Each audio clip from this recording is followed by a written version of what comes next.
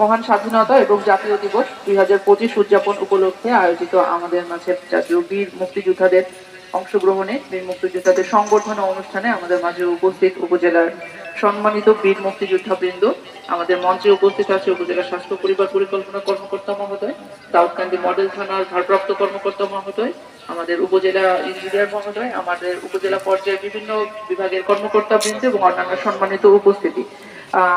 আমরা জানি আজকে আমাদের একটি মহান দিবস।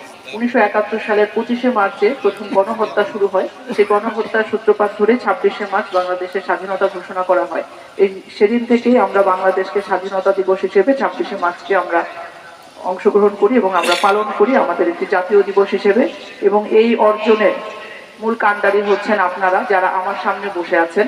তা আমরা সবসময়, আমি ব্যক্তিগতভাবে একটা কথা বলি, আপনারা 1971 সালে দীর্ঘ 9 মাস রক্তক্ষয়ী যুদ্ধের মাধ্যমে আজকের এই স্বাধীনতা অর্জন করতে পেরেছেন বলে আমি এবং আমার সামনে এখানে আমরা যারা কর্মকর্তারা বসতে পেরেছি, আমরা এই পথগুলোকে আমরা অর্জন করতে পেরেছি।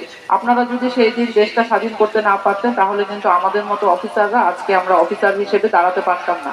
কারণ আমরা জানি পাকিস্তানিরা যারা পশ্চিম পাকিস্তান পূর্ব পাকিস্তান দুটো ভাগ করে সবসময় আমাদের বাংলাদেশের মানুষ তাদেরকে নির্যাতিত করে রাখতো এবং সকল সরকারি পদ থেকে সকল কিছুতে আমাদেরকে নিপীড়িত করে আমাদেরকে কখনোই সরকারের উচ্চ পদে যেতে দিত না এবং আমরা কখনোই আগাতে পারতাম না। তো আপনাদের কারণে আমরা আজকে দেশ পেয়েছি, আমরা বিশ্বের মানচিত্রে আমাদের দেশকে পেয়েছি এবং আপনাদের কারণে আমরা আজকে আপনাদেরকে সংবর্ধনা দিতে পারছি।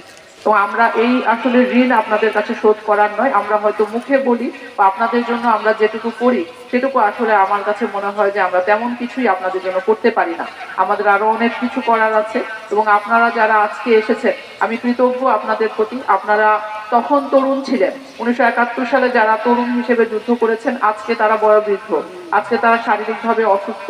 আমি দাউদকান্দিতে দায়িত্বপ্রাপ্ত হওয়ার পরে অনেক মুক্তিযোদ্ধা মারা গিয়েছেন, আমাদের খারাপ লেগেছে যে আমরা তাদেরকে হারাচ্ছি এবং আমরা আপনাদের যে আমরা পেয়েছি, যতজনকে পেয়েছি সেটা আমাদের জন্য অনেক সম্মানের যে আপনাদেরকে আমরা পেয়েছি এবং আপনাদের সামনে আমরা দুটো কথা বলতে পারছি।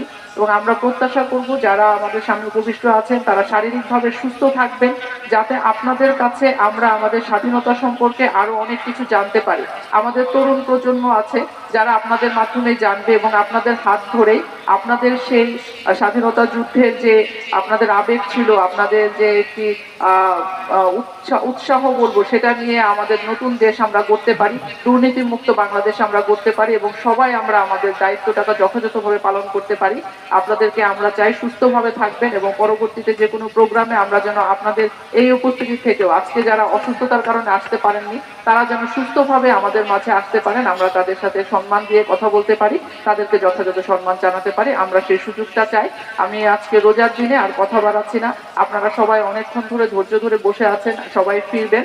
আমাদের সম্মানিত অফিসাররা আছেন, আমার সামনে ভবিষ্যৎ সম্মানিত বীর মুক্তিযোদ্ধারা আছেন, সবাইকে আজকের এই অনুষ্ঠানে অংশগ্রহণের জন্য এবং আমাদেরকে সুযোগ প্রদানের জন্য আমি উপজেলা প্রশাসনের পক্ষ থেকে ধন্যবাদ এবং কৃতজ্ঞতা জ্ঞাপন করছি।